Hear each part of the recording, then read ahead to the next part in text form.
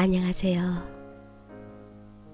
오늘은 마침내 우리가 기다려온 가장 한국적이고 가장 세계적인 이야기, 파친코를 잇는 한국적 서사의 새로운 주역, 한국인의 마음을 뒤흔든 화제의 소설, 김주혜 작가님의 장편 소설 작은 땅의 야수들을 낭독해드리겠습니다.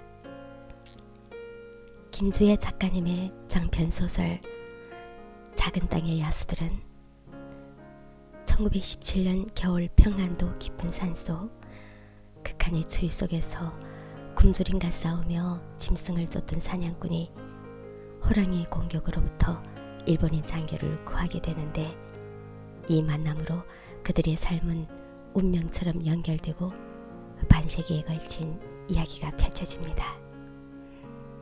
사냥꾼, 군인, 기생, 깡패, 학생, 사업가, 혁명가, 파란만장한 인생들이 인연이라는 끈으로 질기게 엉켜 만나고 헤어지고 재회하며 한반도의 역사를 아름답게 수놓은 책입니다. 제1부 1장 비밀 편지들. 1918년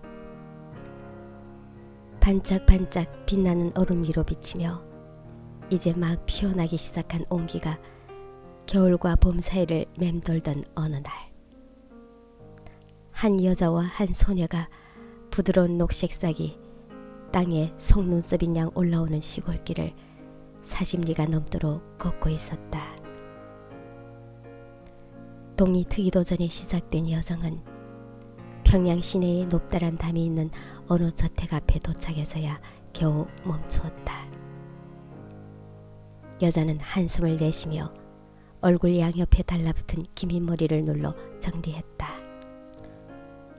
허름한 어머니 행색과 비교하면 딸아이는 흑단처럼 반짝이는 머리를 양쪽 귀 뒤로 따 넘겨 등 중앙을 따라 긴 댕기를 늘어뜨린 단정한 모습이었다. 오키는 걸음마를 떼자마자 집안일을 돕고 동생들을 돌봐야 했지만, 매일 밤 어머니는 그 아이의 머리카락만큼은 정성스레 빗고 닦아주었다. 끼니 때는 아들인 남동생들에게 더 많은 음식을 챙겨줬지만 엄연히 맞이인 오키에게 먼저 떠주었다. 말하자면 그런 것들이 오키가 생애 첫 10년 동안 받았던 유일한 애정 표현들이었다. 그리고 이제 오키는 그마저 끝나버렸다는 것을 알게 되었다. 오키는 어머니의 소매자락을 잡고 매달렸다. 나 그냥 어머니랑 같이 집에 가면 안 돼요? 울음이 섞여 떨리는 목소리였다. 아이처럼 징징 짜지 말고 내 말대로 해라. 어머니가 아이를 꾸짖었다. 매달 한 번 반나절은 집에 다녀올 수 있을 거야. 너도 내 어머니와 아버지에게 도움이 되고 싶지 않니? 단풍잎처럼 빨갛고 작은 손으로 눈물 젖은 얼굴을 훔쳐내며 오키는 간신히 고개를 끄덕였다. 장녀로 태어났다는 짐이 벌써부터 아이의 작은 몸뚱이를 무겁게 짓눌렀다. 하인이 견문에서 그들을 맞이하여 안뜰로 인도해 그곳에서 기다리게 했다. 기와로 지붕을 장식한 가옥들이 삼면으로 어깨를 맞댄 채 그들을 내려다보았다. 잘 가꾸어진 고택 특유의 차분하고 별세계적인 분위기가 공기 중에 맴돌았다. 바람이라곤 한 점도 없었지만 오키는 저택이 내쉬는 숨결인 양 서늘한 돌풍 한 자락이 자신을 감싸는 걸 느꼈다. 나무로 된 텐마루 바닥은 반들반들하게 잘 닦였고, 잦은 발길에다 움푹 팬 자리에서는 이 집을 드나드는 수많은 손님이 신발을 벗는 모습을 그려볼 수 있었다. 쾌락과 위안을 쫓으며 아직도 왕성한 정력이 입증이나 어쩌면 그들 인생 최초의 열정을 되새기고 싶어하는 남자들. 오키는 아직 어렸지만 남자들이 이 집에서 무엇을 원하는지 알아채기란 쉬웠다. 그들의 동기는 단순했다. 자신이 살아있음을 느끼고자 하는 것. 오키가 잘 이해할 수 없는 건 여자들이었다. 남자들이 살아있음을 느끼게 해주면서 여자들은 자신 또한 살아있음을 느낀 적이 있을까? 가옥의 무수한 미닫이 문 중 하나가 열리고 한 여자가 모습을 드러냈다. 그가 이쪽으로 돌아서기도 전에 이미 그 다나한 등이 모양과 뒤쪽 목덜미에서 어깨까지 길고 우아하게 떨어지는 선만으로도 오키는 그 여자가 대단히 아름다운 용모를 지니고 있음을 한눈에 알아보았다. 그가 얼굴을 돌리고 그들을 향해 짐짓 엷은 미소를 지어 보이는 순간 오키는 알 수 없는 설렘과 갈망이 가슴을 지어오는 것을 느꼈다. 여자들 사이에서 곧잘 질투의 원인이 되곤 하는 흔한 외적 매력 대신에 이 낯선 사람의 아름다움은 훨씬 드물고 회개한 감정을 불러일으켰다. 그는 뭔가 희망의 분위기를 머금고 있었고 그러한 기분을 주변 사람들에게까지 전염시키는 듯했다. 그러나 전반적으로 온화한 표정 속에 절대로 호락호락하지 않은 사람이라는 위험도 함께 지니고 있었다. 상대의 희망을 한껏 부풀려 띄워놓았다가도 곧 내동댕이 쳐 그들이 겁을 먹고 움츠리는 것을 바라보며 마음을 여유롭게 쥐락펴락할 수 있는 사람 같아 보였다. 오키 어머니는 뻣뻣하게 고개를 까닥거렸다. 그 여자의 매력에 전혀 휘둘리지 않은 기색이었다. 한때기 땅에 몸을 내던져 고달프게 벌어먹고 사는 소작농일지언정 오키나 오키 어머니와 같은 사람들은 굳이 따지자면 백정 혹은 무두장이나 진배 없이 오물과 추잡함 속에서 돈을 버는 천민인 기생보다는 나은 떳떳한 평민이었다. 바로 이 아이군요. 기생이 부드러운 어조로 묻자 어머니는 웅얼대듯 대답했다. 사촌의 친구가 이 집 하인으로 일했는데 그 덕분에 오키가 한 달에 이원씩 받는 숙식 식탁부로 소개를 받았다는 내용이었다. 눈이 녹아 땅이 진흙투성인데 먼 길을 힘들게 걸어오셨네요. 어머니에게 인사치레를 하는 동안에도 여자의 시선은 오키에게 고정되어 있었다. 이어 그는 굳이 할 길 없는 가엾는 대상을 바라보듯 긴 한숨을 쉬었다. 여자의 가느다란 눈초리는 분명 예쁘고 잘 가꾸어진 것들이 값어치를 매기는데 익숙할 거라고 오키는 생각했다. 자신의 윤기 없이 메마르고 갈라진 얼굴은 그 기준에 한참 못 미치다 못해 동정심을 유발하는 것이리라. 마치 다리를 하나 잃어버린 채 세 발로만 다니는 개처럼 말이다. 아주머니, 이런 말씀을 드리게 되어 참 안타깝지만 일이 좀 틀어졌어요. 얘기가 되고 나서도 보름 동안 아무 연락이 없게 집안일을 도울 다른 아이를 이미 구했거든요. 하지만 이왕 이렇게 먼 길을 와주셨으니 부엌에 가서 따뜻한 식사라도 하고 가세요. 돌아가시기 전에 한숨 돌리실 겸요. 탐스럽게 딴 머리채를 화관처럼 두른 얼굴을 양쪽으로 절레절레 저으며 그 여자가 말했다. 아니, 어찌 그럴 수 있어요, 온실아 씨. 저희는 분명히 전가를 보냈는데. 오키 어머니는 가슴 앞에 두 손을 모아 한껏 억울한 몸짓을 해보였다. 이런 억척스러운 동작은 은실이 지는 서늘하고 오한 분위기와 특히 대소되어 오키가 보기에도 촌스럽고 마음이 불편했다. 이렇게 큰 집에 하인 하나쯤 더 필요하지 않겠어요? 우리 오키는 4살 적부터 집안일을 두루 해왔답니다. 반드시 쓸모가 있을 거예요. 하인은 충분히 있습니다. 은실이 말을 자르듯 톡 쏘았다. 그럼에도 오키는 그 기생이 차분한 달걀형 얼굴에 혹심을 가득 담은 채 여전히 자신을 빤히 쳐다보고 있음을 감지했다. 다른 사람이 말에 일일이 대꾸하지 않고 오직 자신이 원할 때만 입으려는 사람 특유의 고고한 표정이었다. 그렇지만 원하신다면 오키를 견습생으로 받아줄 수는 있어요. 은실이 몸을 돌리며 단호한 태도로 어머니에게 말했다. 일시금으로 50원을 내드릴 겁니다. 만약 아이가 하인으로 일한다면 꼬박 2년을 벌어야 할 액수죠. 방과 음식을 제공하고 훈련 비용과 입학도 무료예요. 그렇게 한두 해의 견습 기간이 끝나고 본격적으로 일을 시작하게 되면 제게 50원에다 그간의 이자를 쳐서 갚아야 해요. 그러고도 벌어서 남은 돈은 어머니께 얼마를 보내드리던 아이 마음이고요. 오키 어머니는 굳은 표정으로 입술을 꼭 닫았다. 나는 여기에 딸내미를 기생이나 하라고 팔러온 게 아니에요.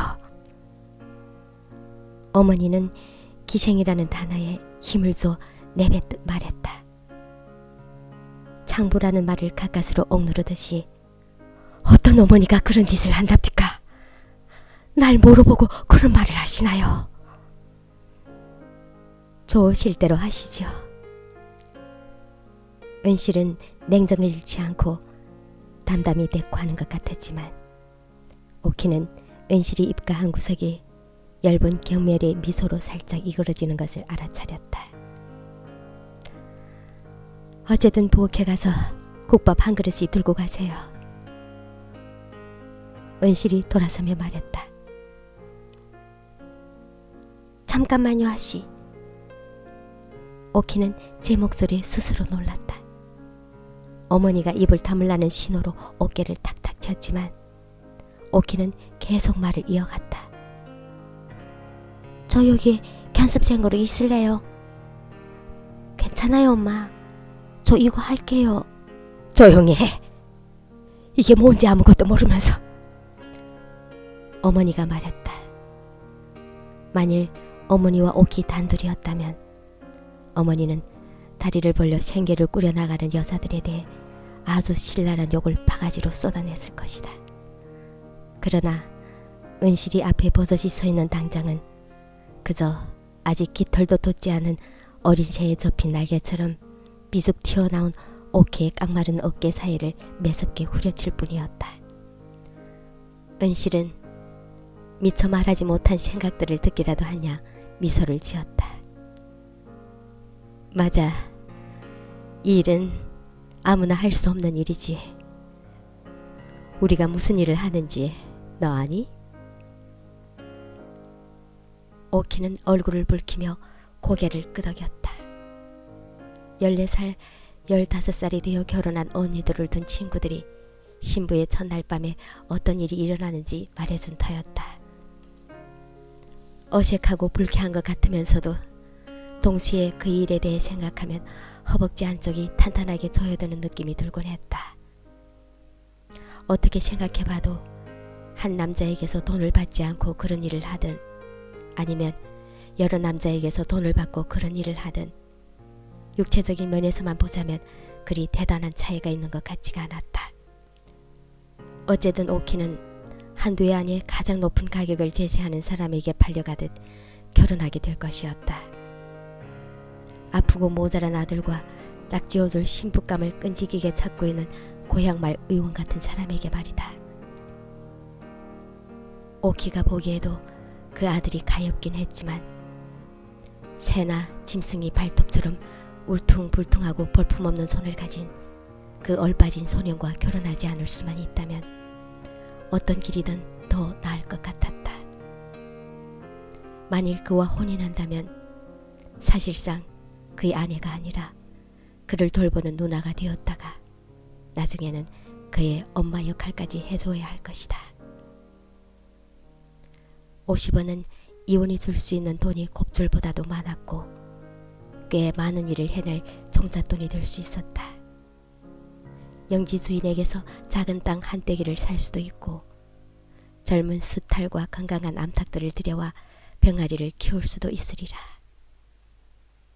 그러고 나면 식구들이 저녁을 굶은 채로 잠자리에 드는 일은 결코 없겠지. 남동생들은 학교에 다닐 수 있고 막내 여동생은 나중에 평판 좋고 유복한 가문에서 혼담이 들어올지도 몰랐다. 하지만 그러려면 마을의 그 누구도 오키가 기방에 팔렸다는 사실을 몰라야 했다. 오키는 눈물조차 말라버릴 정도로 지친 어머니의 어두운 눈동자 속에 자신이 생각하고 있는 것과 똑같은 희망이 비치는 것을 읽어낼 수 있었다. 은실이 손을 뻗어 어머니의 손을 잡는데도 어머니는 뿌리치지 않은 채 잠자코 있었다. 제 경험으로 보건대 저를 갇혀 자라난 여자아이도 기생이 되려면 어떻게든 되기 마련이에요. 물론 그 반대도 마찬가지고 그런 일이 더 흔하긴 하지만요. 오키가 결국 이 길을 걷지 않을 운명이라면 비록 기방에서 자란다 해도 충분히 다른 길을 찾을 수 있을 거예요. 은실은 부드럽게 미소 지었다. 그건 제 손을 떠난 문제예요. 은실이 집에 오기 전까지 오키는 단 한 번도 거울에 비친 제 모습을 본 적이 없었다. 세숫대에 담긴 물 위로 흐릿하게 얼렁거리는 모습은 딱히 허영심을 부풀릴 만한 형상이 아니었다. 윤기 없이 보송한 그의 피부는 양초의 밀랍처럼 연한 노란빛을 띠었다. 검은 깃털처럼 수많은 눈썹 아래 자리 잡은 두 눈은 작았지만 초롱초롱 밝게 빛났다. 가까이 다가가 자세히 살피면 왼쪽 눈동자가 미시하게 중심을 벗어나 곁눈질하듯 바깥을 향해 있었는데 이러한 특징이 오키 얼굴에 어딘가 물고기 같은 인상을 남겨주었다. 동그란 입술은 굳이 연지를 칠하지 않아도 붉은색을 띠었다. 약간의 장난기를 머금은 미소는 별처럼 반짝였으며 그렇게 웃을 때마다 확연히 비뚤어진 앞니가 드러나지만 않았어도 매우 매력적이라는 평을 받았을 것이다. 그 외에도 오키 외양에는 특출나게 어여쁜 여자애에겐 속하지 않은 특징들이 몇 가지가 더 있었다. 결론적으로 오키는 평범함과 예쁘장함 사이에 딱 중간에 있다고 할 수 있는 어린 소녀였다. 그러나 정작 오키 자신은 제 외모에 거의 신경을 쓰지 않았다. 그의 어머니가 전반적으로 아름다움을 탐탁지 않은 것으로 대한 탓이었다. 오키 어머니는 또한 어린 여자아이를 지나치게 교육하는 것도 해롭다고 여겼다. 5살부터 20살까지 다양한 연령대의 학생들이 다 같이 한방에서 공부하는 마을 서당에 고작 1년 정도 다닌 것이 오키가 받은 교육이 전부였다. 그 엉망진창 속에서도 오키는 어머니가 흡족해야 할 만큼의 단순한 계산과 기초적인 글자 읽기 이상의 것을 배웠다. 서당에 다니기 시작하면서부터 오키는 자신이 아공이나 꽹이처럼 순종적인 살림의 일부라고 더 이상 느끼지 않게 되었다. 그는 새로운 지식의 유입으로 위축되는가 하면 확장되기도 했으며 자신이 느끼기 시작한 어려움부터한 불만스러움에 스스로 놀랐다. 물론 이것이 애초에 배움이 그처럼 위험하다고 여겨진 이유였다. 만약 오키가 머릿속에서 소용돌이치는 생각을 입 밖에 내었다면 어머니는 훨씬 더 자주 그를 꼬집고 때렸을 것이다. 손찌검에 대한 두려움은 심지어 어머니와 헤어지는 순간에조차 오키의 눈물을 한층 가라앉혔다. 그러한 슬픔이 과연 어머니를 기쁘게 할지 아니면 화나게 할지 몰랐기 때문이었다. 은실을 따라 1층 마루를 종종 걸음치는 동안 오키는 내내 입을 다문 채 다소곳했다. 하지만 집 전체가 은밀하게 자신의 이름을 속삭여 부르는 듯해 오키는 50년 묵은 소나무를 베어 만들고 진사로 붉은 칠한 그 기둥들을 직접 만져보고 싶은 마음을 애써 억눌러야 했다. 오키가 지나칠 때마다 치마 아래 매달린 비단 등불들이 춤을 추듯 흩날리는 모습에서 고요한 정적과 움직임이 인공성과 자연미가 묘하게도 동시에 느껴졌다. 그 황홀한 분위기가 이 집 전체에서 감돌고 있다고 오키는 복도로 인도하는 은실이 뒤를 따르며 생각했다. 하지만 그러한 분위기는 무엇보다 은실에게서 가장 크게 느낄 수 있었다. 은실 아씨처럼 구름 위를 사뿐사뿐 미끄러지듯 걷는 사람을 오키는 지금껏 본 적이 없었다. 발이나 발가락처럼 낮고 미천한 부분이 그 몸에 달려있다고는 믿을 수 없을 정도였다. 그럼에도 오키는 여자 본연의 아름다움을 은실이처럼 잘 보여주는 사람도 없을 거라고 생각했다. 은실은 여성으로 태어난 게 세상에서 가장 쉽고 자연스러운 사람처럼 화사하게 미소 짓고 말했으며 그 사실을 본인도 잘 알고 있었다. 오키보다 몇 발자국 앞서갔던 은실이 매끄러운 걸음을 멈추더니 창호지를 바른 미닫이 문을 옆으로 밀어 열었다. 여기가 음악 교실이란다. 은실이 말했다.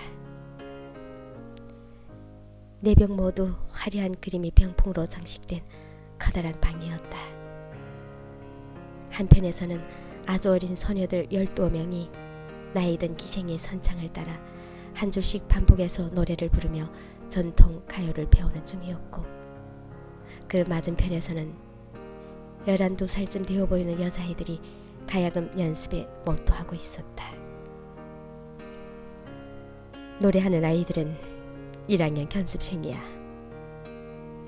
2학년이 되면 가야금과 대금 그리고 여러 종류의 북과 장구를 배우게 될 거다. 기생이 되려면 반드시 숙달해야 하는 5개의 중 2가지지. 가창과 악기 연주 말이다. 은실이 설명했다. 그가 말하는 사이 가창 연습을 하던 소녀 중 한 아이가 자리에서 벌떡 일어나 그들 쪽으로 냅다 달려왔다. 은실이 어찌않게 미소를 찌푸리는 소리가 오키 귀에 들리는 듯 했다. 엄마, 얘는 누구예요? 소녀의 말에 오키는 깜짝 놀란 기색을 감추려 했었다. 둥글고 넓적한 얼굴을 한 평범하기 짝이 없는 이 소녀는 우아한 어머니와 전혀 닮지 않아 보였다. 선생님께 허락도 구하지 않고 멋대로 수업을 빠져나와서는 안 된다. 은실이 엄하게 말했고 그제야 오키 머릿속에 제 어머니가 떠올랐다. 이 세상 어디에 어머니가 환한 얼굴로 딸을 맞이하지 않는 곳이 과연 있을까? 수업은 이제 금방 끝날 건데요. 아이가 졸라댔다. 새로운 애예요? 내가 얘 데리고 여기 안내해 줄까요? 은실은 잠시 망설였다. 자신의 소중한 시간을 들여야 할 더 중요한 일들에 대해 생각하는 듯 하더니 그럼 가보라고 두 아이에게 손등을 흔들어 보였다. 소녀는 살갑게 오키의 팔짱을 끼고 복도를 따라 걷기 시작했다. 난 연아라고 해. 내 덕에 수업 빼먹었네. 고마워. 소녀가 기득거렸다. 내 이름은 뭐야? 오키. 예쁜 이름이다. 그 정도면 너는 새로 바꾸지 않아도 될 거야.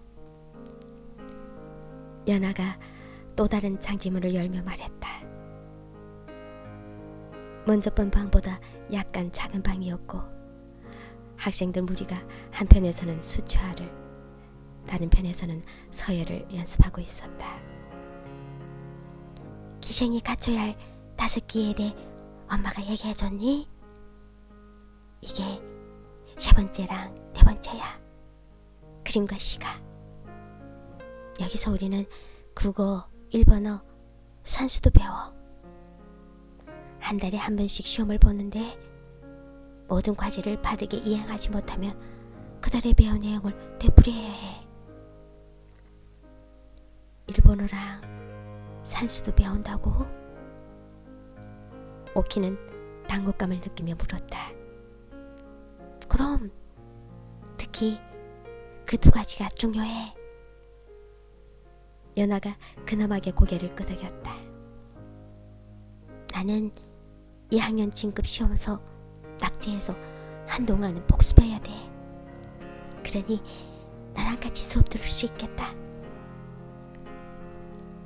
연아가 기득거리며 2층으로 향하는 계단을 후다닥 뛰어 올라갔다. 오키도 웃으며 숨가쁘게 그를 따라갔다. 거기서 연아는 오키가 지금까지 본 중 가장 큰 교실로 오키를 데려갔다. 텅 비어있는 그 방에 잘 닦인 나무 바닥은 세월에 닳아 반들반들 윤이 났다. 벽에는 형형색색의 예복과 가면들이 걸려 있었고 한쪽 구석에는 가죽을 늘려 만든 장구와 다른 악기들이 차곡차곡 쌓여 있었다. 이 방은 기생이 5번째 기회엔 춤을 배우는 것이야. 춤은 2학년이 되어야 배우기 시작해. 연아가 말했다. 우리 교실 건물은 이게 다야. 이제 자는 것을 보여줄게. 여자아이들이 모여 자는 숙소는 교실 건물 뒤에 있는 단층 별당이었다. 둘이 1학년 견습생 숙소로 향하는 안뜰을 지나가는데 눈부시게 아름다운 여자아이가 부엌쪽으로 불쑥 튀어나왔다. 하지만 몸에 걸친 감나가는 이복이며 손에 쥔 쌀엿 한 조각을 한가롭게 즐기는 듯 음미하는 태도에서 오키는 이 아이가 한낱 하인 신분이 아님을 곧바로 알 수 있었다. 아이가 그들을 보고 이쪽으로 다가왔다. 우리 언니야, 오량 언니. 연아가 속삭였다. 오량은 누가 봐도 그 어머니 딸이었다.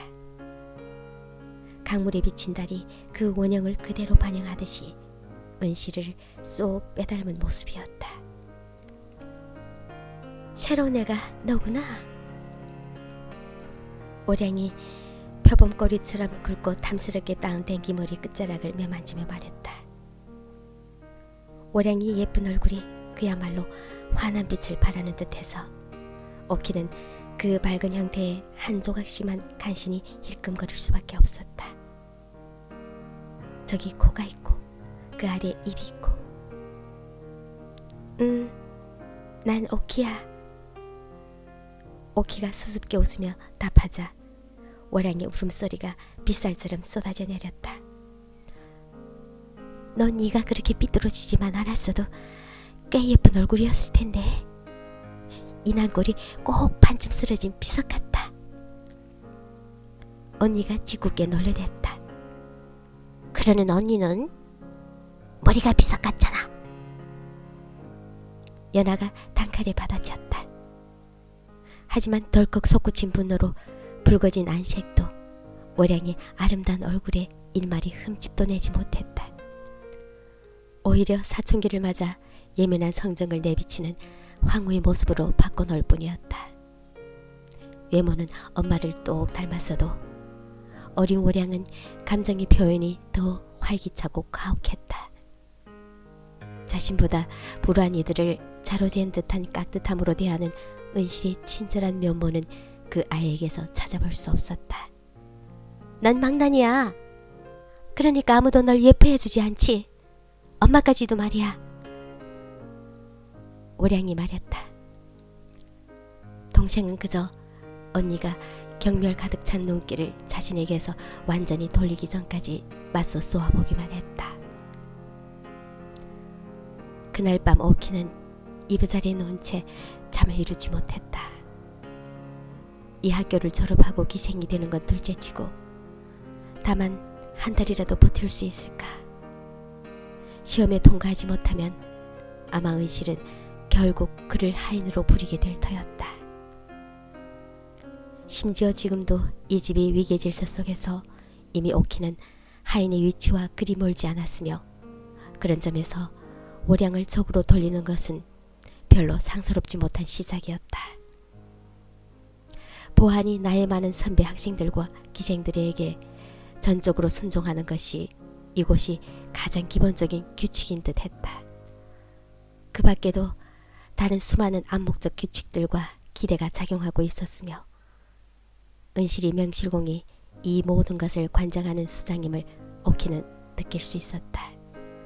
그럼에도 그는 곧 이곳이 주인인 은실이 그러한 위치와 역할을 당연한 것으로 받아들이지 않는다는 사실을 깨닫게 되었다. 또한 은실은 진부하고 상투적인 훈계만 아득히 읊어대는 신비한 존재도 아니었다. 나이 많은 선배 기생들에게 불손하게 행동한 어린 견습생들을 따끔하게 처벌하는가 하면 공연한 입소문이나 퍼뜨리고 기방에 내야 할 수입을 몰래 숨기는 기생들에게도 마찬가지로 엄격하게 추궁했다. 월경혈로 얼룩진 이부자리, 도둑맞은 비녀, 누군가 꾸준히 한두 숟가락씩 훔쳐먹어 비어가는 꿀단지까지 은실이 주사에서 벗어날 수 있는 건 아무것도 없었다. 가장 사소하고 잡스러운 문제에 개입하여 온갖 상황을 정리하면서도 그는 17세기의 그림 속에서 묘사된 백옥 같은 미인처럼 은은한 태도를 유지했고 언제나 무심하고 공정한 모습이었다. 타고난 자연적 성향과 의식적으로 취하는 품행 양쪽에서 은실이 아주 오래된 골통품을 연상시키는 그만이 우아한 분위기를 형성한다는 것을 오키는 그의 모든 측면을 통해 느낄 수 있었다. 자신이 머리카락과 가발을 함께 엮어 머리에 얹은 커다란 왕관 형태의 가채도 다른 여자들이 썼다면 너무 구식이거나 살쪄 보였을 것이다. 하지만 은실에게는 그런 모습이 곧 흘러간 과거의 낭만적인 향수와 시적 감성을 불러일으키는 요소가 되었다. 첫 2달이 지나가는 동안 저택의 주인이 오키를 따로 칭찬하거나 알아봐준 적은 거의 없었다. 오키에게 그 어떤 관심이라도 보인 유일한 사람은 그 자신 또한 이곳에서 별로 인기가 없던 연하뿐이었다. 연하가 제 언니와 싸울 때마다 은실은 언제나 오량이 편을 들었다. 어머니의 눈으로 본 연하는 게으르고 의무스럽고 성급한 아이인 반면 오량은 잘못을 할 수 없는 완벽한 딸이었다. 그것을 알면서도 연하는 마치 벽 뒤에 몰래 숨어 있다가 불쑥 튀어나와 핥혀대는 고양이처럼 끈질기고 교활하게 오량 언니를 공격하곤 했다. 하지만 오키에게만은 기꺼이 날카로운 발톱을 거두는 연하였다. 그저 머리를 스치는 생각들, 잘 모르면서 얼핏 들어보기만 한 것들에 대해서도 연하는 몇 시간이고 끊임없이 수다를 떨 수 있었다. 유행하는 옷차림, 평양과 경성 등지에 떠도는 소문, 남자들이 유형, 여자들이 유형, 또 그들에게 금지된 별당이 특정한 문들 뒤에서는 벌어지는 일까지 연하가 남자들에 대해 품고 있는 노골적인 관심에 오키는 충격을 받았다. 연하의 나이가 어려서가 아니라 용모가 예쁘지 않은데도 그런 마음을 가질 수 있다는 점 때문이었다. 연하는 남부 사람들에게서 흔히 볼 수 있는 밋밋하고 둥글 넙대대한 얼굴을 가졌다. 평양 미인이 원형이라 불릴 만큼 갸름하고 섬세한 얼굴선이 돋보이는 제 어미와는 딴판이었다. 그전까지 오키는 외모가 매력적인 여자일수록 관능적인 욕망도 더 강하리라 생각했지만 이제 반드시 꼭 그렇지만은 않다는 걸 알게 되었다. 그러다 연하와 가까운 친구가 되고서는 오키의 생각도 바뀌어 넘치는 성적 욕망이 어떤 기벽이 아니라 그저 자질일 뿐이라고 여기게 되었다. 이제는 친구의 얼굴도 못생겼거나 밋밋하기보단 독특하고 흥미로워 보였다. 무엇이든 과장하며 수다를 떨 수 있는 연하만이 재능의 진가도 인정하게 되었다. 연하는 그 어떤 것이라도 마치 하늘에 나타난 별똥별처럼 이 세상에서 오직 그와 오키 두 사람만 증인이 되어 지켜보는 예기치 못하고 신비로운 현상처럼 들리게 할 수 있었다. 오키는 끝없이 생각하기를 좋아하고 연하는 끊임없이 이야기하기를 좋아했는데 그 사이에 적절한 균형점이 자리했기에 둘은 완벽한 단짝이었다. 연하는 규칙을 어기는 일에도 대담했다. 어느 날 오후 그는 베개를 층층이 쌓은 뒤 까치발을 하고는 장롱 꼭대기로 손을 뻗어 은실이 혼자 먹으려고 감춰둔 꿀단지를 태연하게 끌어내렸다. 오키가 놀라움 속에 이 광경을 바라보고 있는데 갑자기 은실이 들어와 현장에서 연하를 검거했다. 벌을 받느라 양손을 머리 위로 번쩍 든 채 한쪽 발로 서거나 무릎을 꿇고 있는 동안에도 연하는 제 어머니 뒤에서 장난스레 사팔뜨기 흉내를 내거나 혀를 빼므로 오키를 웃게 했다. 오키를 끔찍이도 두렵게 했었지만 어쩐 일인지 심지어 일본어 과목까지 무사 통과한 첫 월말 시험을 치르고 나서 연하는 오키가 내내 묻기 어려웠던 질문에 대한 대답을 들려주었다. 왜 월양 언니와 연하는 자매간에 그토록 서로 닮지 않았는지. 엄마가 사랑했던 유일한 남자가 월양 언니 아버지야. 엄마는 19살에 그분을 만나셨대. 아직도 그 남자가 준 반지를 끼고 있는걸. 그동안 다른 손님들도 모셨지만 그 반지만은 몇 년이 지나도록 절대 뺀 적이 없어. 연하가 말했다. 오키는 은실이 손가락에서 반짝이는 은가락지를 보았던 기억이 났다. 은실이 지닌 다른 보석들처럼 값비싸거나 화려하진 않지만 묵직하고 단아한 아름다움 때문에 눈에 띄는 물건이었다.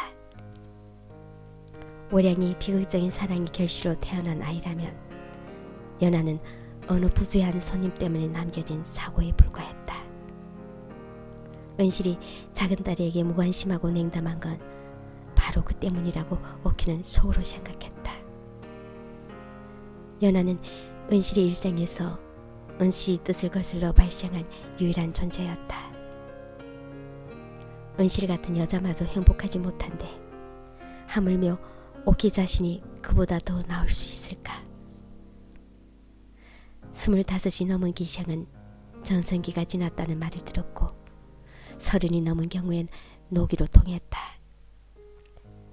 그 나이가 되기 전까지 누군가의 첩이나 부인 혹은 직접 기방을 운영하는 주인이 되지 못하는 이들은 흔한 창부나 다름없는 상태로 남기 마련이었다. 자연스럽게 은실이 기방에 있는 나이 찬 기생들은 주름이 쪼글쪼글한 지수들이나 늙어빠진 은행가들을 대상으로 사랑에 빠지는 연기에 능숙할 수밖에 없었다. 이는 남성과 여성 양쪽에서 공모하는 일종의 유희였다. 평범한 수준의 용모를 지닌 기생으로 지역 기적에 공식적으로 입적하기까지 불과 몇 년을 앞둔 지금도 오키로서는 금리 사이에서 끔찍한 구취를 풍기는 늑다리 지수와 잠자리를 한다는 걸 상상할 수가 없었다. 그가 꿈꾸는 건 시를 사랑하는 젊고 잘생긴 귀인들이었다. 은실에게 듣자니 역사상 널리 사랑받았던 시대 최고의 기생들은 시가를 나누는 서신 교환을 통해 가장 고귀한 신분에 속한 양반 나으리들의 마음을 온통 뒤흔들어 놓곤 했다. 글을 쓰는 재수가 어찌나 빼어난지 때로는 상대방의 얼굴을 보지 않은 채 서간 필담만으로도 서로를 향한 깊은 사랑에 빠지는 일도 있었다. 이런 뜨거운 열정은 종종 육체적으로 맺어지기도 했지만 평생 안타까운 그리움을 불태우는 비극으로 이어지기도 했다. 오키는 곧잘 이런 낭만적인 연애담에 대한 몽상에 빠져 그 엇갈린 사랑의 공물을 바치듯 달콤한 한숨을 내쉬곤 했다. 아마도 이것이 예전에 어머니가 교육에 끼치는 해악에 대해 경고했던 이유일지도 몰랐다. 눈앞에 남자 한 사람 보이지 않아도 언어 자체가 오키를 유혹했다. 오키는 특정한 단어들을 특정한 순서로 나열하면 자기 내면의 모습도 마치 가구를 옮기듯 달라진다는 것을 깨닫고 한 마리 춤추는 나비처럼 언어 속을 누볐다. 내면에 쌓이는 단어들이 계속해서 그를 변화시키고 새로운 존재로 만들어 가는데도 외부에서는 누구도 그 차이를 감지할 수 없었다. 그리하여 수업이 끝나고 다른 아이들은 정원을 산책하거나 얼굴에 더운 쌀뜨물김을 씌우느라 분수할 때마다 오키는 홀로 남아 시조 연습에 골몰하게 되었다. 봄이 오자 은실은 오후 문학 수업을 정원의 정자에서 열고 매일 한 소녀를 지정해 전통시가 한 편을 암송하게 했다. 자신이 차례가 돌아왔을 때 오키는 16세기의 유명한 기생으로 왕족부터 승려, 학자, 돈 한 푼 없는 예술가, 그리고 부유한 바람둥이에 이르기까지 온갖 남자들을 정복하여 연인으로 삼았던 황진의 시를 골랐다. 시와 서예는 물론 문학, 회화, 무용, 음악에 있어 감히 대적할 기녀가 없을 만큼 탁월한 재능이 소유자였으며 그 아름다움에 대한 소문이 온 나라에 퍼져 중국에까지 도달했다는 기생이었다. 하지만 오키가 가장 존경하는 황진의 면모는 그가 자신의 연인이 될 사람을 자유롭게 선택했으며 또한 그들을 떠날 때는 단 한 방울의 눈물도 보이지 않았다는 점이었다. 은실이 오키를 맨 앞으로 불러냈고 오키는 암송을 시작했다. 저 강 한가운데 떠있는 조그만 잣나무배, 몇 해나 이 물가에 한가로이 매였던 거, 뒷사람이 누가 먼저 건너느냐 묻는다면 문물을 모두 갖춘 만오후라 하리. 처음 읽던 순간 오키의 가슴을 고통과 환희로 출렁이게 만든 시였다. 하지만 다른 아이들은 아무런 감동이 없는 듯 무덤덤해 보였다. 연하의 얼굴만 하품을 참느라 잔뜩 일그러졌다. 잘했다. 내가 가장 좋아하는 시 중 하나를 골랐구나. 은실이 만족스럽게 말했다. 이제 누가 이 뜻을 풀이해볼까? 소녀들은 각자 앉은 자리에서 몸을 틀어 서로를 몰래 쳐다보았다. 연하가 세된 목소리로 말했다. 뱃놀이 가자는 얘긴가요, 엄마? 다른 아이들이 일제히 소곤대며 키득거렸다. 당연히 아니지. 너희들에게 시를 가르친다는 건 정말 실망의 연속이구나. 은실이 단호하게 고개를 저었다. 오키가 막 손을 들려는 참에 돌쇠가 나타나 주인 쪽으로 몸을 굽혀 자라고는 손등으로 마룻바닥을 몇 차례 두드렸다. 비단 장수가 왔어? 아예 새로운 사람이라고? 은실이 물었다. 돌쇠가 손으로 두드려 전달하는 내용이 아무리 복잡해도 은실은 언제나 그것을 정확히 이해했다. 은실 말고는 누구도 귀도 못고 벙어리인 그 하인의 몸짓을 알아듣지 못했다. 난 옷감을 살펴보러 가봐야겠다. 수업은 여기서 마칠 테니 이제 가서 놀아라. 은실이 말에 아이들은 고개를 깊이 숙였다. 아무리 봐도 배나 타러 가자는 얘기 맞는데 네 생각은 어때? 연아가 신발을 끼워 신으며 오키에게 물었다. 오키는 그 시가 무슨 뜻을 담고 있는지 알고 있었고 은실이 왜 그 시를 좋아하는지도 알았다. 애초에 그래서 그 시를 고른 것이었다.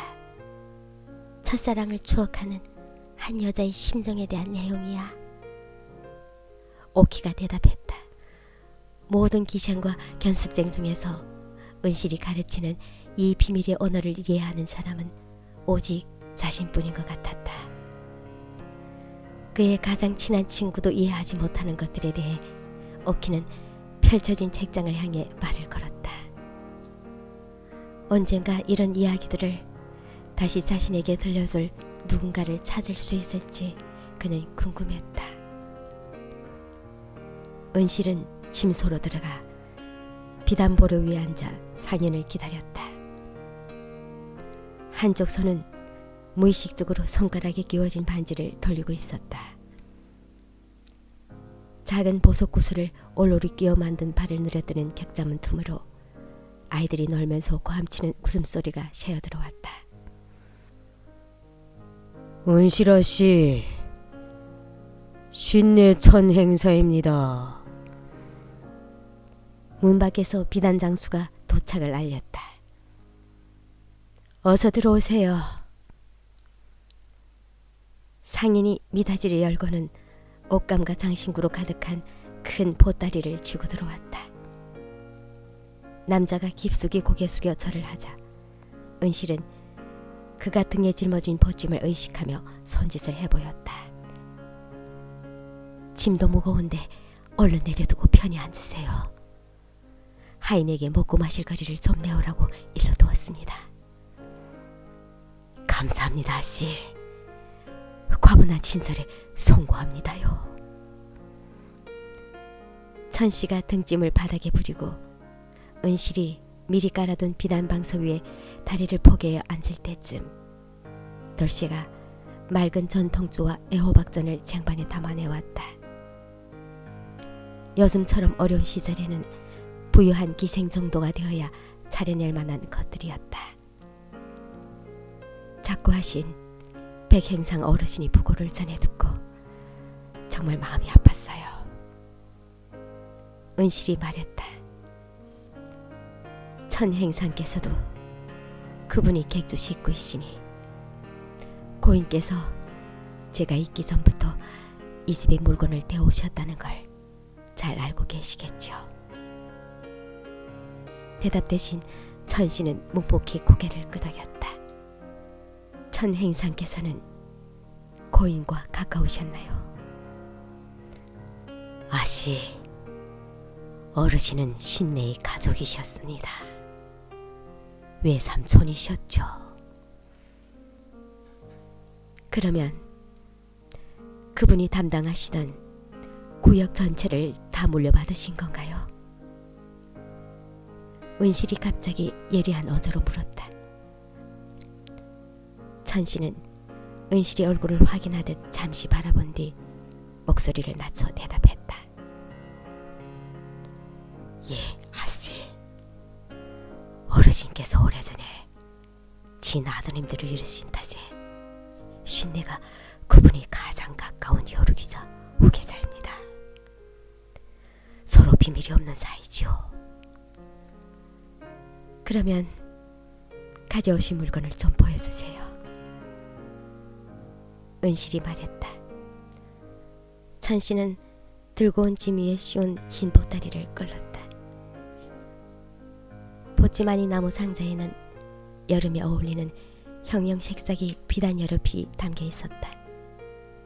밝은 담청색, 맑은 청자빛이 섞인 흰옥색, 진달래 꽃잎 같은 진분홍, 개나리를 닮은 노라, 버드나무의 녹색, 은실처럼 나이가 찬 여자들이 좋아하는 우아하고 기품 있는 남청색, 그리고 이제 막 피어나는 어린 소녀들에게 어울릴 법한 화산 동백꽃이 선홍색까지.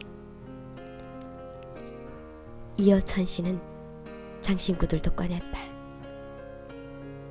짧은 헛조구리 아래로 대롱대롱 매달려 흔들리게끔 산호와 옥으로 장식한 비단 놀이개며 범랑을 칠한 은이나 호박, 노곡 또는 백옥으로 만든 반지들과 한 쌍을 겹쳐 끼는 쌍가락지며 동그랗게 들어올린 머리를 고정하는 데 쓰이는 황금 비녀 따위가 나왔다.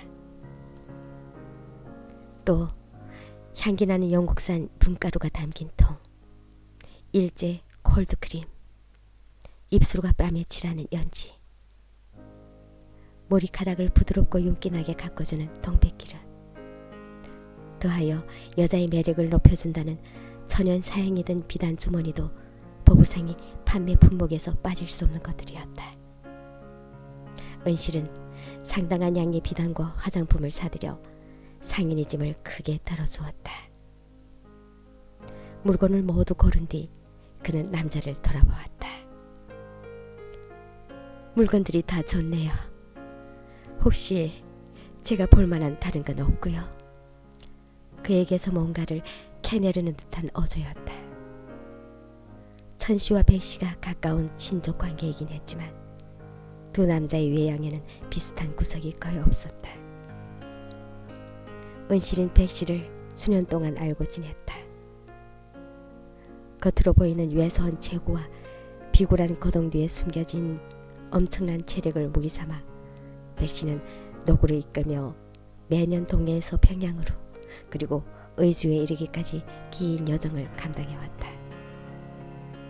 왕년에는 상해와 블라디보스토크 왕래도 마다하지 않았지만 언젠가부터 자신의 객주에 속한 젊은 상인들에게 과거 자신이 수행하던 임무 대부분을 나눠준 상태였다. 그런 백씨와 대조적으로 천씨의 황갈색 얼굴과 냉혈 동물인 파충류의 그것처럼 기민하게 반짝이는 눈동자는 은실로부터 즉각적인 신뢰를 끌어내지 못한 터였다. 그러나 상인은 소매 안쪽에서 작게 접은 종이 한 장을 신중하게 꺼내더니 두 손으로 그것을 받쳐 은실 앞에 내밀었다. 은실은 날카로운 숨을 훅 들이쉰 뒤 편지의 봉인을 뜯었다. 장군의 글씨를 볼 때면 언제나 그렇듯이 종이 가장자리를 잡은 은실의 손이 살짝 떨렸다.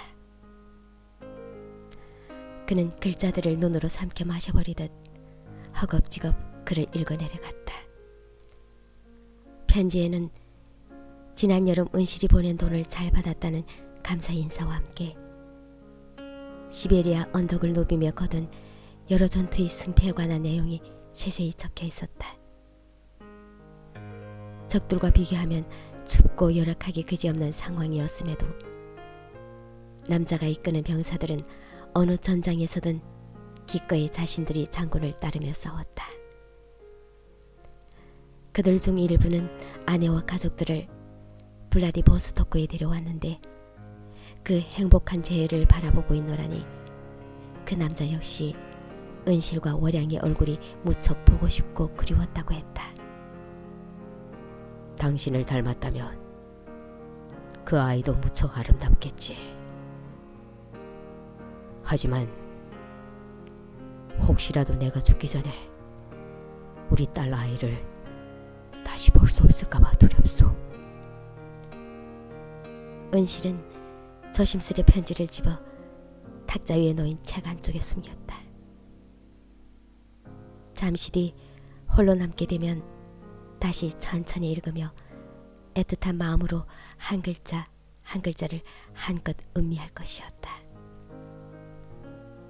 고마워요, 천행상. 처음에 백양상 어르신이 살해당했다는 소식을 들었을 때 이 편지가 발각되어 그동안 준비해온 모든 게 다 수포가 되고 말리라 생각했습니다. 우리 목숨은 물론이고 블라디보스토크에 있는 우리 군대의 목숨도요. 겨울이 지나가는 내내 최악의 상황을 상상하며 지냈어요. 만일 그놈들이 온다면 언제라도 자결할 수 있게끔 머리맡에 단도를 두고 잠을 청했죠. 하지만 그들은 오지 않더군요.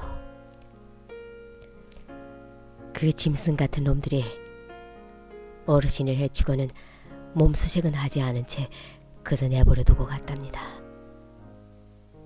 만약 고인이 되신 분의 옷을 뒤져보기라도 했다면 모든 게 그야말로 아씨께서 두려워하시던 대로 풀리고 말았겠지요. 천씨가 말했다. 외삼촌께서는 원래 놈들을 유인하여 깊은 산중에 잠복하고 있던 아군에게 넘길 계획이었습니다. 그렇게 지역 경찰 경보와 동행하던 일본군 고위 장교들을 한꺼번에 죽일 수만 있었다면 우리의 크나큰 승리가 되었을 텐데요. 하지만 외삼촌께서 정말로 복술의 길을 잃으셨거나 아니면 우리 군들이 약속한 장소에 나타나지 못했던 것 같습니다. 천씨도 은실도 그들 둘 다 알고 있는 사실을 감히 입 밖에 낼 수 없었다. 사전에 계획한 작전과 다르게 이 통집구 투사들이 길을 잃은 일본군 한 무리를 온전히 함정에 빠뜨리지 못했더라면 그들이 또 하나의 기록되지 않은 전투에서 목숨을 잃어서야 할지도 모른다는 것이다. 그러면 외숙부님의 시신은 천행상께서 가서 수습할 때까지 참혹한 모습 그대로 남겨져 있었던 건가요? 아닙니다요, 아씨. 쉰내도 그때는 남쪽에 내려가 있던 터라 무슨 일이 일어났는지 전혀 몰랐습니다. 그 사이 그곳 사람 중 하나가 어르신이 시신을 수습하고 매장 준비까지 해주었습니다. 목일 아이가 셋이나 달린 어느 불쌍한 호랍이랍니다. 배를 골아 죽기 직전인데도 사람이 아주 정직했습니다. 신내가 장례를 치르러 그곳에 가보니 바로 그 애가 외삼촌께서 마지막까지 갖고 계시던 짐을 모두 보관하고 있었는데 그중 아무것도 사라지거나 장난친 게 없더라고요. 심지어 동전 꾸러미까지 그대로였습니다. 그가 참 다양한 일이군요. 은실이 중얼거리고는 화장대 서랍을 열어 끈으로 여미는 복주머니 2개를 꺼냈다. 하나는 희고 하나는 붉었는데 둘 다 순금 덩어리로 가득해 묵직했다. 흰 주머니는 첫 행상의 노고에 대한 보답입니다. 은실이 주머니를 건네며 말했다. 붉은 주머니는 이 나라의 대의를 위한 것이고요. 이걸 국경 너머로 전해줄 사람은 충분히 믿을 만한가요? 아씨, 외삼촌께서 살아계실 때와 한치도 다름이 없을 겁니다. 천씨가 말했다. 쉰내처럼 미천한 장사꾼들이야 남들 못지않게 금을 밝히지만 그런 저희라도 지켜야 할 명예는 지킵니다. 그거야 잘 알지요, 천행상. 제가 드리는 이 군자금은 단지 저만이 아니라 거의 평양 전체 기생들이 한 푼 두 푼 모아드리는 것임을 알아주셨으면 합니다. 남자에게 술 따르고 수청 들면서 번 돈이고 각자 은퇴 후 안정된 여생을 보내기 위해 평생 고이 모아온 퇴물입니다. 천행상은 대답 대신 짧게 고개를 끄덕였다. 평양 시내에는 얼마나 머물 예정이시죠? 그리고 언제쯤 다시 돌아오시는지요? 은실이 물었다. 내일 동이 트자마자 떠날 겁니다. 신내의 운이 따른다면 가을까지는 다시 돌아와 뵙겠지요. 그러면 여기서 주무시고 가시죠. 주막보다는 훨씬 편안할 겁니다. 말씀만도 감사합니다요, 아씨. 하지만 그러다 괜히 당국의 주의를 끌게 될지도 모릅니다. 어차피 주막에 저희 객조 아우들이 기다리고 있기도 하고요. 천씨는 이미 몸을 일으키고 있었다. 이만 가봐야겠습니다. 잠깐만요. 하마터면 있을 뻔했네. 은실이 말했다. 백행상 어르신이 시신을 수습해 주었다는 그 가엾는 남자. 도시를 벗어나는 길에 그 마을에 다시 들리게 되거든. 그 사람에게 제가 드리는 선물을 하나 전해주시겠어요? 은실은 다시 서랍을 열어 이런저런 장신구를 골라내려 했다. 하지만 감나가는 폐물은 몽땅 팔아 금덩이로 만들어버렸고 그건 이미 상인이 보찜 속에 안전하게 찔러 넣은 뒤였다. 결국 은실은 손가락에 끼고 있던 은반지를 빼내 희미한 미소와 함께 천씨에게 건넸다. 그다지 값진 물건은 아니지만 제가 가장 아끼는 것이라 전해주세요. 은실이 말했다. 아주 약간의 망설임이 섞인 탓에 그 아름다운 목소리가 살짝 떨려 나왔지만 그뿐이었다. 상인은 떠나기 전에 다시 한번 고개를 숙여 인사했다. 자신이 지니고 있던 가장 값비싼 장신구들을 다 합쳐도 은실에겐 이 은반지 하나를 포기하는 마음에 비하면 값어치가 덜한 듯했다. 은실은 실제로 안타까운 희생처럼 느껴지는 뭔가를 해야 했다. 사랑하는 사람들의 안전을 위해서라면 자신의 목숨까지도 기꺼이 내놓을 것이었다. 장군과 월양 그리고 연화. 만일 그 세 사람이 불타는 집에 갇혀 있다면 그는 즉시 찬물 한 동이를 뒤집어 쓰곤 불길 속으로 뛰어들어 그들 모두를 꺼내올 것이었다. 자신에게는 그게 바로 사랑의 의미라고 은실은 머릿속으로 선언했다. 그러나 그의 쓸쓸한 손은 다음날 아침 성문을 통과한 천씨가 사냥꾼의 집에 은반지를 전달하는 순간까지도 줄곧 텅 빈 애석함을 느끼고 있었다.